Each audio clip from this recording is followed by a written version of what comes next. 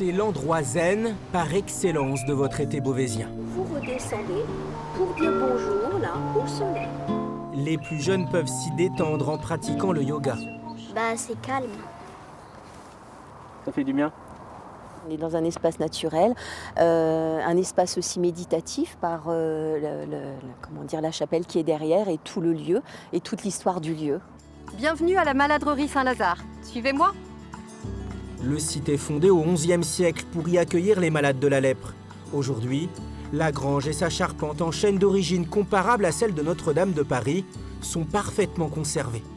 On peut retrouver ici et là en France une chapelle Saint-Lazare, une grange Saint-Lazare, mais ici nous on a 3 bâtiments encore debout qui datent de la fin du XIe jusqu'au XIIIe siècle et c'est ce qui en fait effectivement un site relativement exceptionnel et un témoignage de cette histoire de la lèpre qui a marqué la France et l'Europe au Moyen-Âge. Alors on est ici dans le jardin d'inspiration médiévale et plus particulièrement dans le carré des Simples avec toutes les herbes médicinales que vous voyez autour de nous et qui servaient en fait à soigner les malades au Moyen-Âge puisque nous n'avions pas de médicaments et pas d'antibiotiques.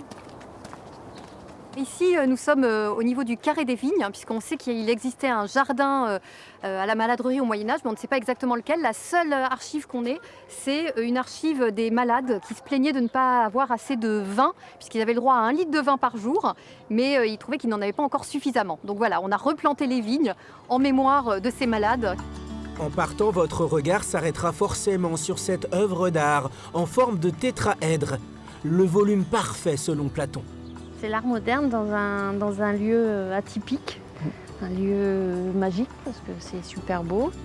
Balade à dos d'âne, atelier ludique autour du Moyen-Âge, la maladrerie Saint-Lazare, c'est l'idéal pour déconnecter cet été.